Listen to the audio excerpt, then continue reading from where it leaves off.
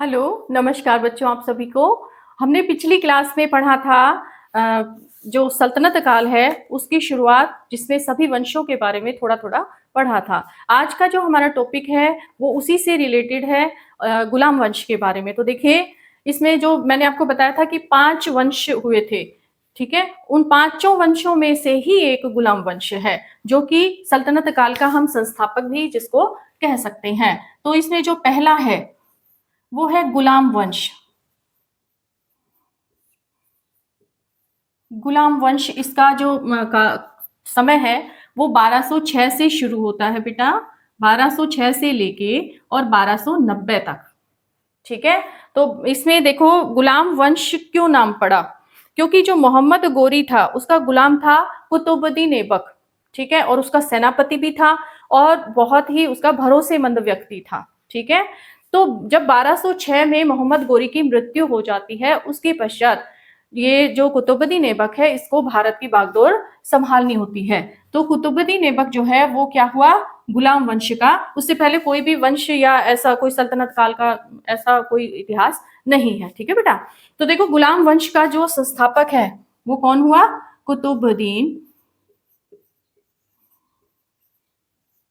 कुतुबुद्दीन ऐबक।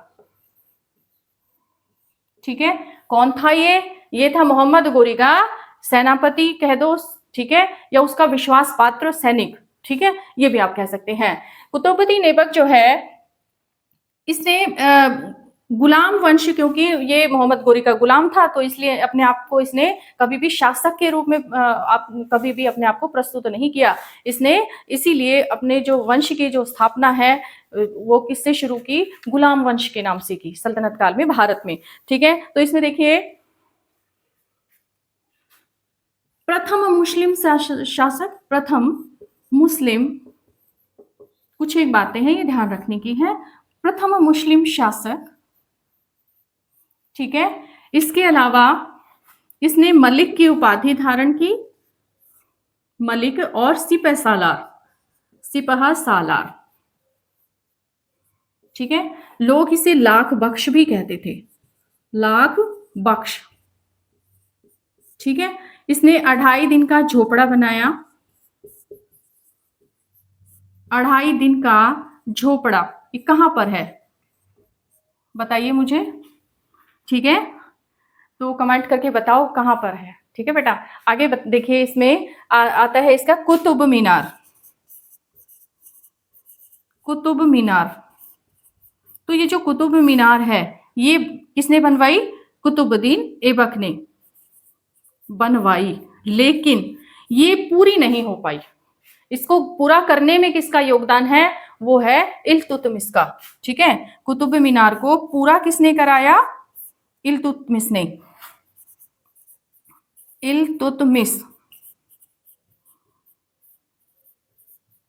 ठीक है, और इसके अलावा ये पॉइंट है इसके,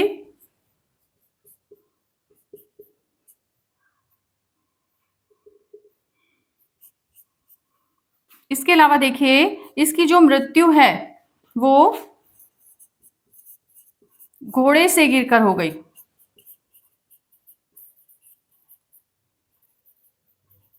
इसकी मृत्यु घोड़े से गिरकर हो गई। ठीक है, अब जब ये कुतुबुद्दीन ऐबक है, इसके बाद जो अगला जो शासक आता है वो शासक आता है इल्तुतमिश। तो दूसरा जो शासक है वो कौन सा आता है बेटा, इल्तुतमिश। ये भी इसी का सैनिक था या दास कह सकते हैं, इल्तुतमिश।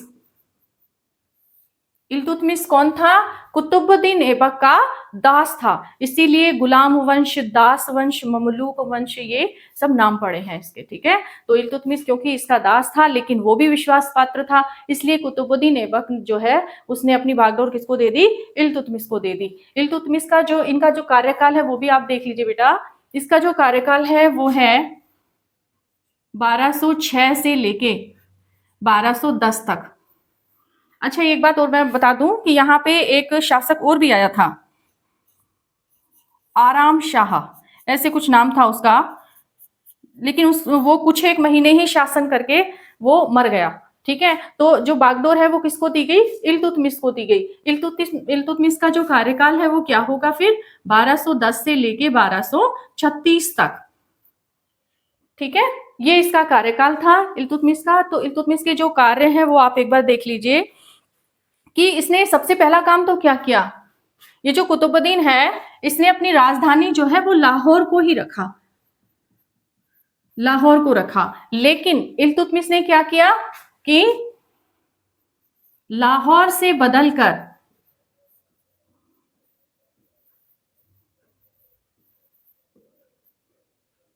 राजधानी किसको बनाया? दिल्ली राजधानी बना दी। दिल्ली को राजधानी बना दिया।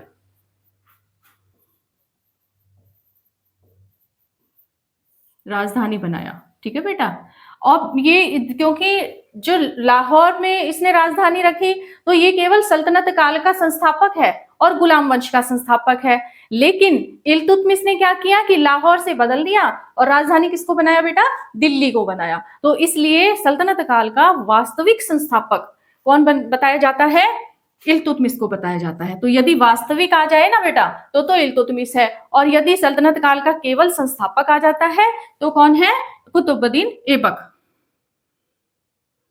ये इसको सल्तनत काल का वास्तविक संस्थापक कहा जाता है।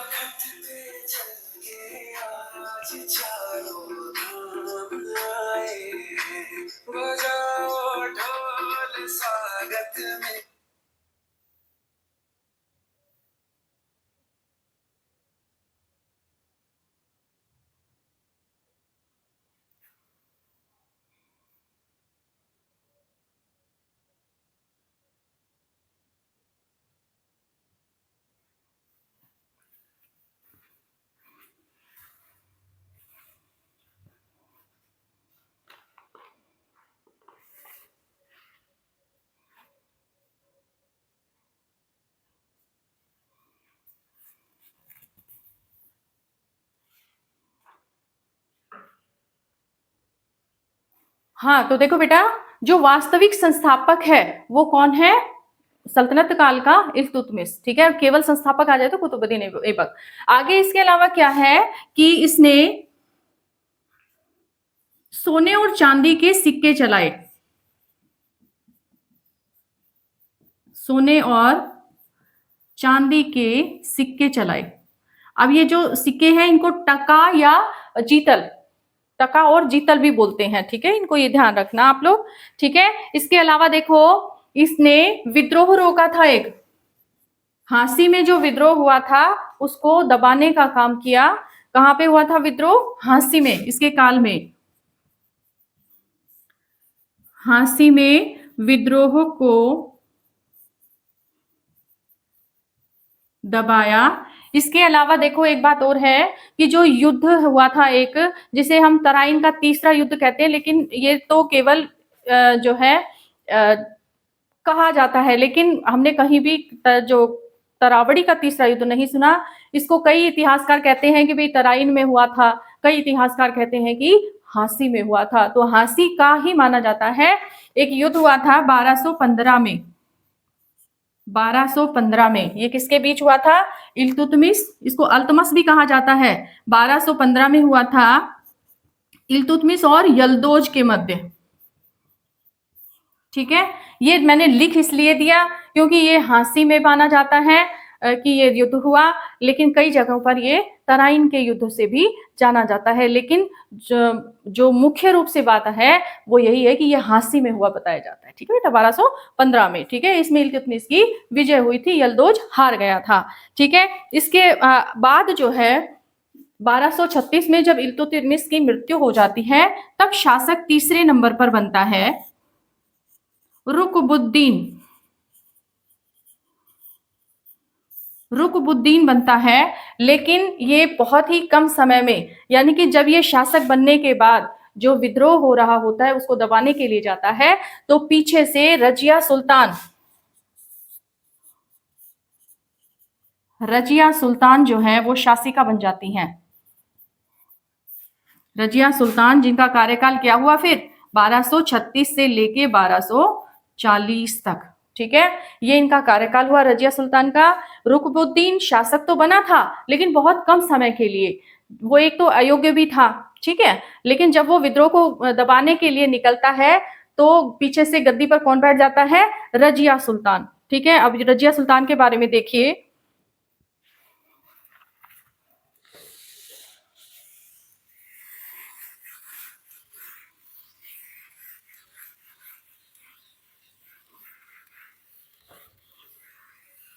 एक तो आपकी जो डेली अभ्यास की कुछ प्रयास कर रही हूं मैं कि भाई एक एक टॉपिक डेली अभ्यास का शुरू कराया जाए, तो कोशिश कर रही हूँ बेटा, हो जाएगा जहां तक तो। ठीक है, अब देखिए रजिया सुल्तान के बारे में। तो रजिया सुल्तान कौन से क्रम की हो गई?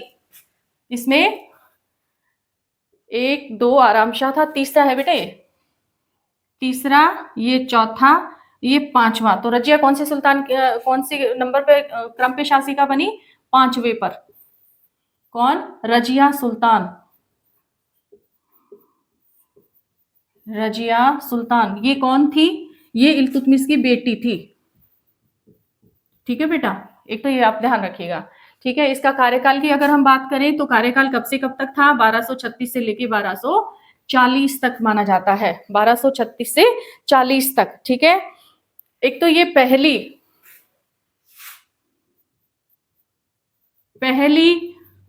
और इसको हम अंतिम भी कह सकते हैं, पहली और अंतिम मुस्लिम शासिका, अंतिम शासिका कह सकते हैं, अंतिम मुस्लिम शासिका कौन थी? रजिया सुल्तान। पहली भी थी और आखिरी भी, क्योंकि सल्तनत काल की तो आखिरी पहली भी हो गई और आखिरी भी हो गई। ठीक है, इनके बीच में कोई महिला शासक नहीं बनी। ठीक है, इसकी अगर हम बात करें तो इसने ना तो पर्दा प्रथा को माना, जैसे कि मुस्लिम समुदाय में होता है, पर्दा प्रथा नहीं मानी इसने, पर्दा प्रथा की विरोधी थी। ठीक है, इसने 3 प्रकार के सिक्के चलाए थे।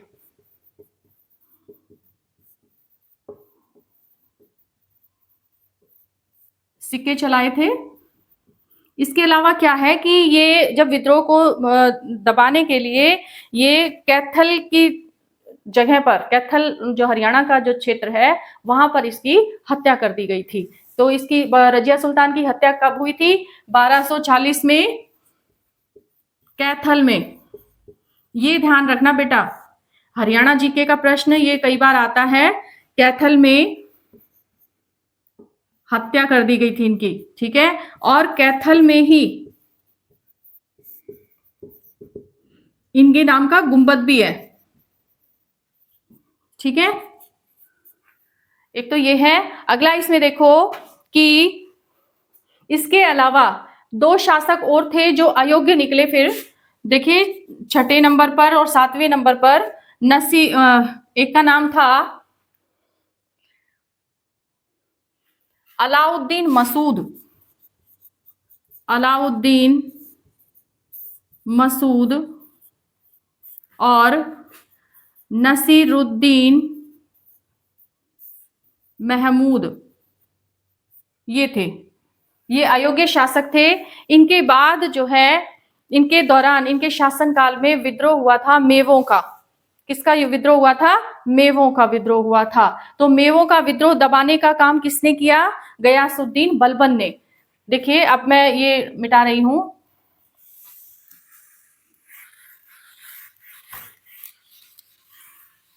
गयासुद्दीन बलबन जब नसीरुद्दीन महमूद शासन में था, उस दौरान गयासुद्दीन जो ये नाम है बलबन, ये हांसी का मुक्ति होता था। ठीक है, तो इसने जब कमजोरी देखी और मेवों का विद्रोह भी दबाया, तो इसने क्या किया? वहां पर अपना शासन स्थापित कर लिया। तो 8वें नंबर पर जो आता है वो शासक कौन सा होता है गुलाम वंश का या दास वंश का? वो है नाम है इनका गयासुद्दीन बलबन। गयासुद्दीन बलबन। ठीक है, इनका जो शासनकाल था वो था 1265 भी है, कहीं कहीं 66 भी है बेटा। ठीक है, तो 65 भी हो सकता है, 66 भी। 1265 आप मान लीजिए, 1265 से लेकर और 1288 तक, ठीक है, 1265 से 1288 तक। ये कौन था? ये नसीरुद्दीन महमूद के काल में था, लेकिन ये इसने मेवों के विद्रोह को दबाने का भी काम किया था, प्रयास किया था उसको दबाने का, ठीक है, लेकिन क्योंकि कमजोर शासक हो तो गद्दी पर कोई और ही बैठता है, यही यहाँ पर भी हुआ, ठीक है। गयासुद्दीन बलबन जो झांसी का मुक्ति था, झांसी का मुक्ति था, ठीक है, पहली बात तो यही है। दूसरा, इसने गोपालगिरी का जो किला है, गोपालगिरी का किला भी इसने बनवाया था, गोपागिरी, गोपागिरी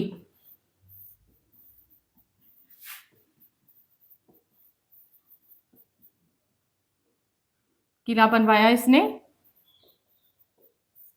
ये हिंदू मुस्लिम एकता का वो भी प्रतीक भी की वजह से भी बनाया, और बहुत समय से क्योंकि विद्रोह चला आ रहा था तो शांति को स्थापित करना भी इसका उद्देश्य था, इसलिए इसने दिल्ली और गुड़गांव की सीमा पर ये बनाया, ठीक है बेटा। अगला इसमें देखिए, इसने लौह और रक्त की नीति को अपनाया। तो लौह रक्त की नीति को अपनाने वाला जो शासक था वो कौन था? रक्त की नीति को अपनाने वाला शासक कौन था? गयासुद्दीन बलबन था बेटा, ठीक है। आगे ये है कि इसने पारसी धर्म को बहुत महत्व दिया, पारसी धर्म को महत्व दिया, ठीक है बेटा। तो पारसी धर्म को महत्व देने के कारण इसने क्या किया कि एक जो व्रत होता है, नौरोज त्योहार होता है, ये नौरोज पर्व, नौरोज पर्व को अपनाने के लिए बल दिया। यानी कई लोग जो प्रयास करते हैं ना किसी भी धर्म को बढ़ावा देने के लिए, तो इसने वही किया, नौरोज त्योहार चलाया एक, ठीक है। और सजदा पेबोस, ये नीति चलाई इसने कि सजदा मतलब क्या होता है कि भाई आप दंडवत झुक जाओ नीचे और सम्राट के, और उनको सजदा करो, ठीक है। पेबोस मतलब उनके पैरों को चूमना, ठीक है बेटा। तो ये इस तरीके से थे। अगला जो आता है इसमें लास्ट है, ये है केकुबाद। ये इसके बाद जो है जो मंगोलों का आक्रमण शुरू हो जाता है, ये है समय इसका 1288 से 90, 1288 से 1290, 2 वर्ष, ठीक है। और इसी के कार्यकाल में क्या हो जाता है? मंगोलों का आक्रमण शुरू हो जाता है। मंगोलों ने आक्रमण प्रारंभ कर दिया। तो जब कोई भी क्षेत्र हो, कहीं पर भी यदि आक्रमण होता है तो सारी व्यवस्था बिगड़ जाती है। तो अव्यवस्थित रूप से होने के कारण फिर अगले जो वंश है, अगला जो कोई राजा है जो किसी अन्य वंश का है, वो वहां पर सत्ता स्थापित कर लेता है। तो ये तो पुरानी चली आ रही है रीति, ठीक है बेटा। तो देखिए, ये आपका था पूरा गुलाम वंश, गुलाम वंश। तो गुलाम वंश के बारे में मैंने आपको काफी हद तक बता दिया है। बाकी जो हम एमसीक्यू करेंगे तो उनमें भी ये क्वेश्चंस आएंगे, तब और डिटेल हो जाएगी, ठीक है बेटा। तो बने रहिए मेरे साथ, अगली क्लास में मिलते हैं। अगली क्लास आपकी होगी खिलजी वंश के बारे में, ठीक है बेटा।